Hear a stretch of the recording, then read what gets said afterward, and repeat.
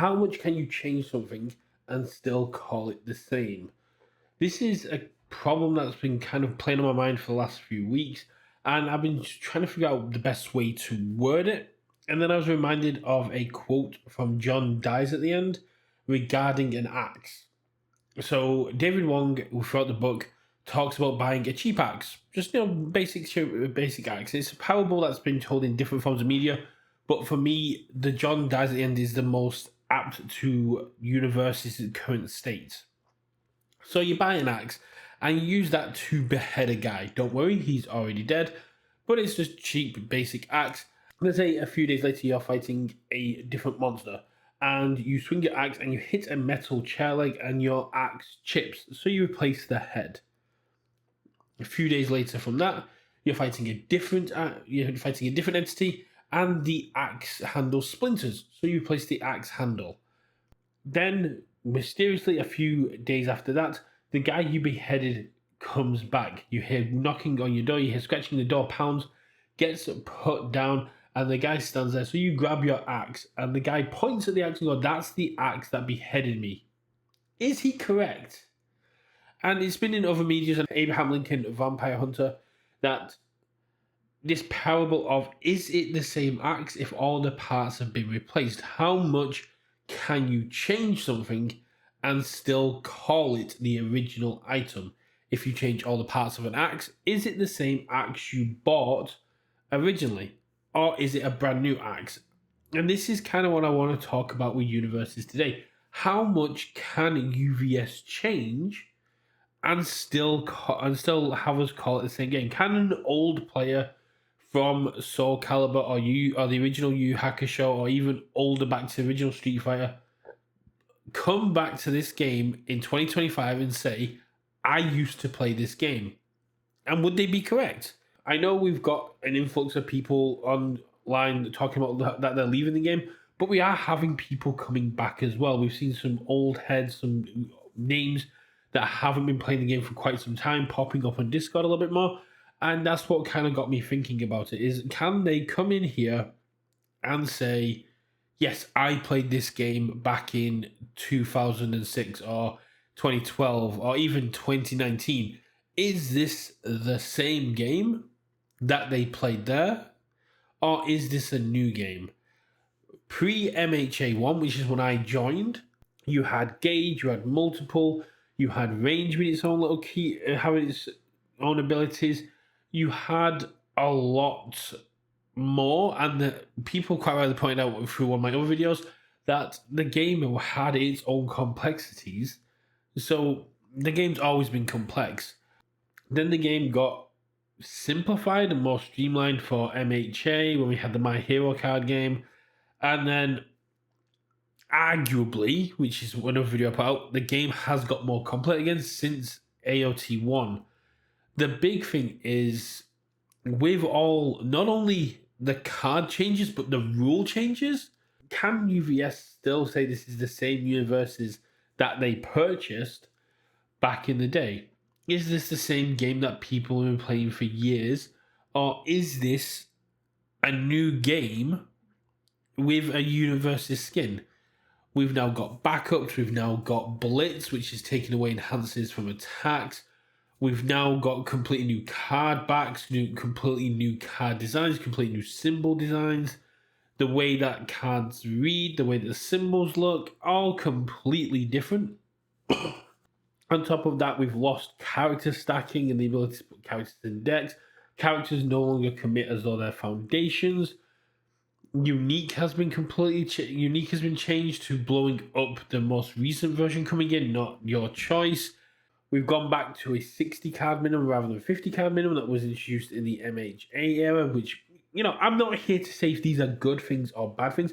I'm not here to say that, to ponder whether or not these changes are good or bad. I can do that in a different video.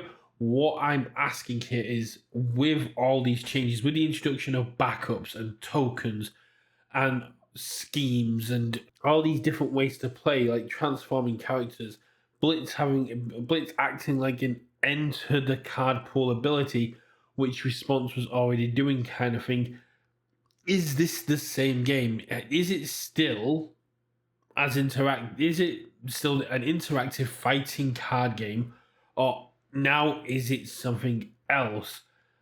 I've seen people talking online that we're getting close to being one of the Magic clones, and I really hope that isn't the intention because this game has survived for 19/20 years, and it has never really been a Magic clone. It's never been one of those kind of Magic knockoffs. It's had its own unique aspects, its own unique flares, and I'd hate to see that lost in the jumble of changes. It's just something that kind of popped into my head, something that I wanted to really talk about. Can we still call this the same game as the Universal fighting system? Is this the same game as Universus was when we got the DLCs and the original products before MHA1? Is this still the same game as when MHA1 was released? There's more and more stuff being added to it all the time, but it's also causing changes. It's having ripple effects. The rules have to keep being changed. The way that cards interact with each other have to keep being changed. The game is constantly changing, and it's subtle and far between changes.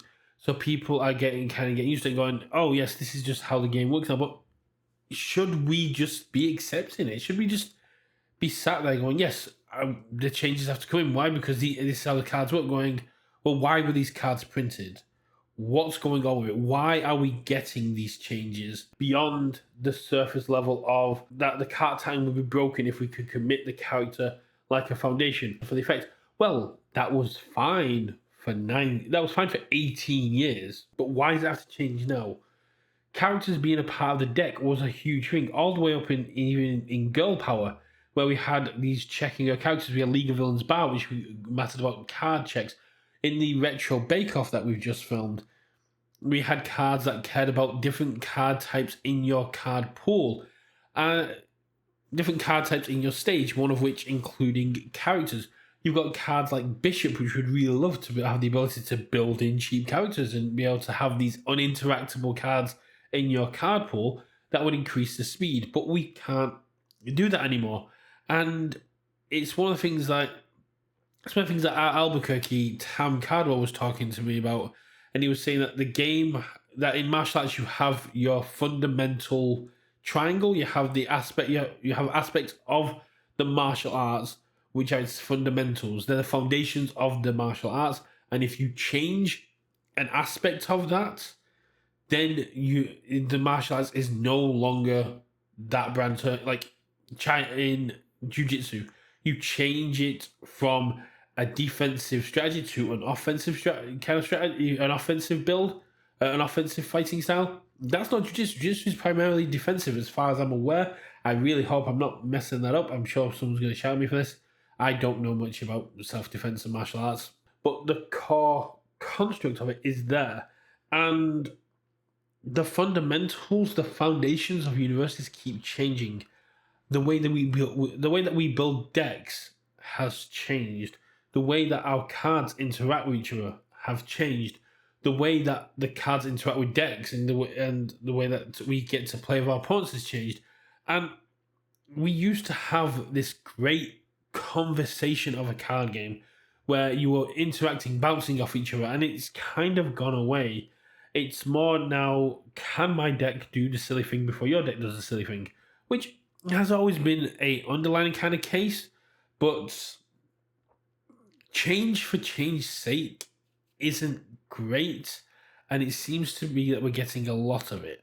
Changing the way the game is played within the rules, to me, is interesting. It's unique, and it's a way to go forward.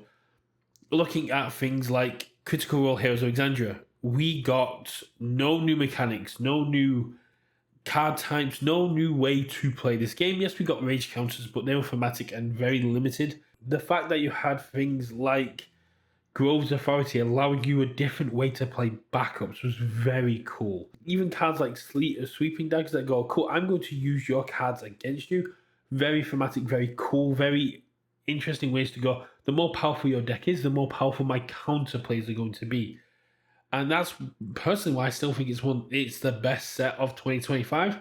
If we look at my hero kept changing things up. from how you could kind of play things from MHA 1 to Crimson Rampage to Heroes Clash, League of Villains, Undaunted Raid, Jetbird, Girl Power. Each one has its own distinct idea, has its own distinct fingerprint on the game. Attack on Titan, Battle for Humanity, Origins of Power, Apocalypse. Yeah, I'm getting a little bit off track here, and it's something I can go in. Like I said, I don't want to be here saying if these are good things or bad things.